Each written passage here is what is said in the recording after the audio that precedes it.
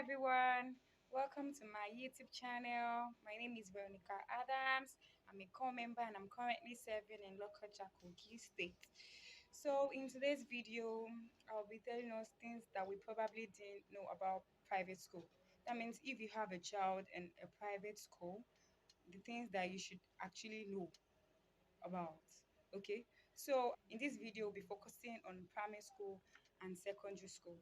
So, number one thing I want to say is that school is a business, of course, because you make profits. School owners like tend to make profit. They pay teachers, they maintain schools and all that. So of course it is a business, but it is a serious business. Then the vision should actually be to raise students with great academic performance. So I see nowadays is that like that vision is lost. The vision has actually been compromised because now school owners are just in for the profits, for what they can make. And I really don't blame them. I actually put the blame on the parents because they do this to actually please parents. Imagine a parent coming to school to say, I don't want to see red pen in my child's report sheet. And I'm like, what? Are you serious? Like nobody would write your child's results in red pen if your child has 70 over 100 or 60 over 100 or even 50 over 100. So I'd like to share a story. So I was speaking with someone sometime last year. Is a primary school teacher. Then he told me because he started teaching in that school not too long before our conversation, and he was surprised at what was actually happening in the school.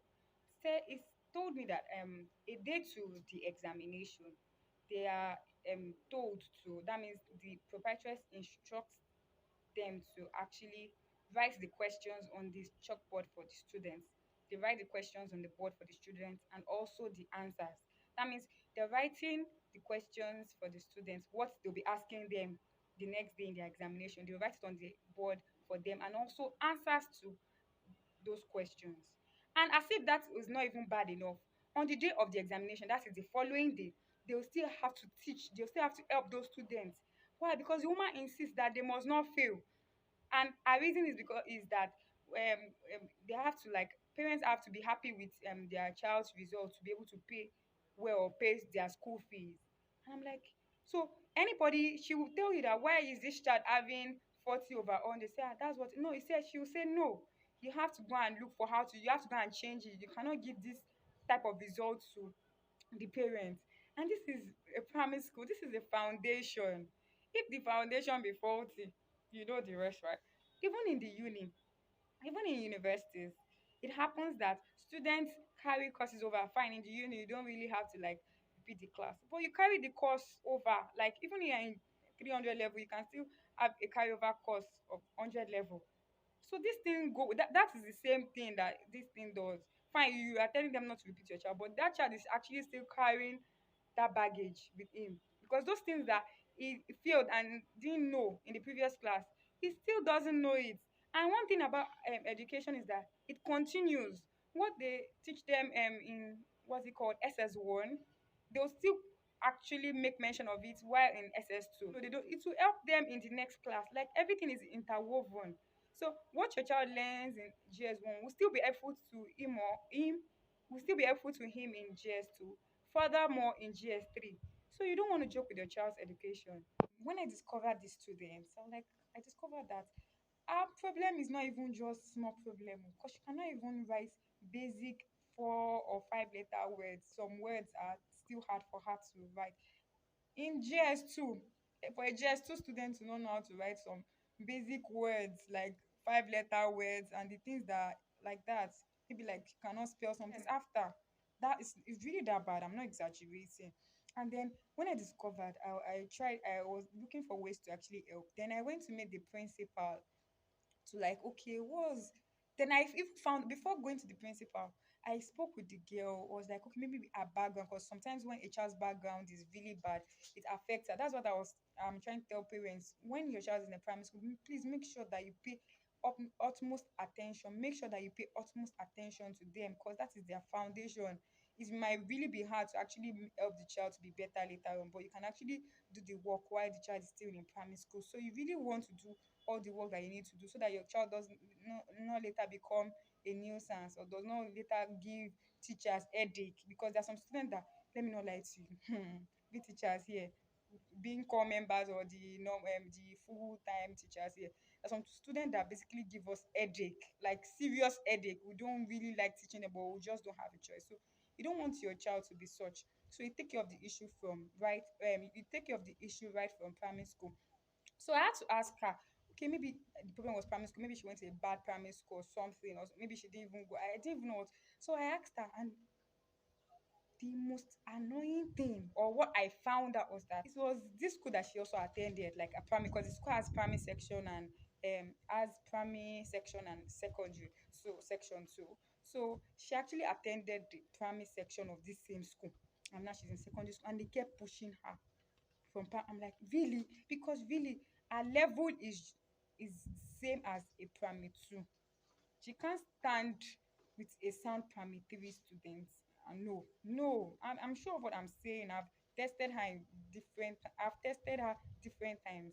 So she actually attended this same school, the primary school, all through to JS2. And then, of course, she'll be going to JS3 come September. And they know. So when I asked the principal, I said, they know, so what can they do? I'm like, eh? So you guys know. So that is what they know. But they keep quiet because they want to collect school fees. And please, parents, you really need to pay attention to your child's grade. Yes, even when your child brings good grades, maybe in primary school and secondary school, you really need to be sure that this is what he or she, this is the doing of your child. Like, this is the handwork of your child. Because the truth is that they actually had mark for these students. So, because they are trying to like please you so that you can come and pay school fee for the next session or for the next term. That is it. When you see promoted to SS2 or JS1 or JS2, please, this just means please come and pay school fees for the next term. Yeah, it's really that bad. It's something that is not nice, but this is really happening. So if you're really interested in your child's academic growth, you really need to be sure that if he or she is bringing first, he or she actually what's it called, ends that result or ends that position. Because at the end of the day, somebody has to be first in class. Even if the child is the one that got 30 over 100, might be the best. That is it.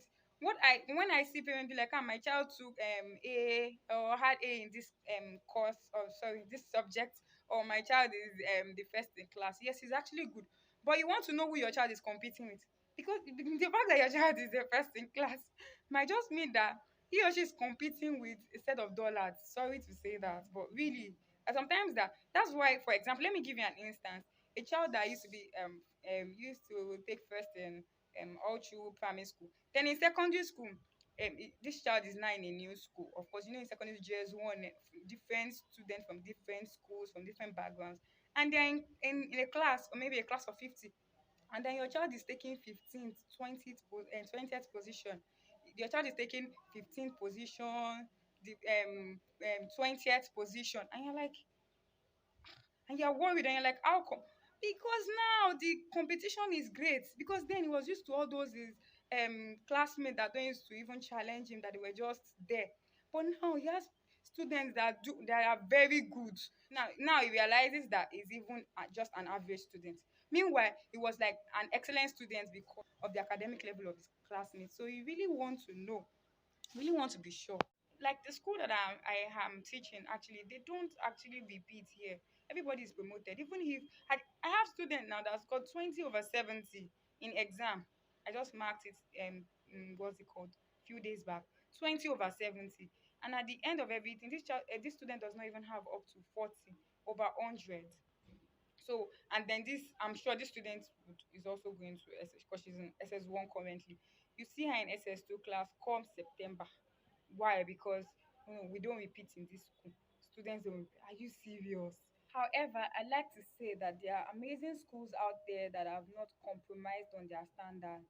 They'll tell you when you bring your child to start schooling there, and they just tell the child, okay, this is what you have to meet up with, these are the requirements, like that, just like in the uni. This is what you have to meet up with. So when your child doesn't meet up to that standard, he or she would repeat, or you can come and take your child to your house and go and be teaching him or her. So they don't want to, like, even though they know that, oh, it's a loss on their part, but they feel like the vision, this is the reason why they are there. There are two types of what's it called? I think two type of school owners. The ones that are actually just on about the money, money, money, money, and the ones that want to actually see your child's academic growth.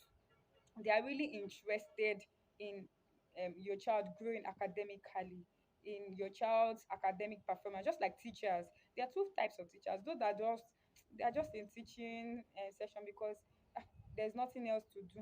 I'm just using it to while away time until I get a better job. And those that are actually interested in teaching, those two teachers, if they bring them to come and teach, the way they will teach will be different, because one is just I don't, there's nothing to do, that's why I'm here. It's not as if I'm interested in this thing. And then another one that is really, really interested, there's always a difference. So that is how it is.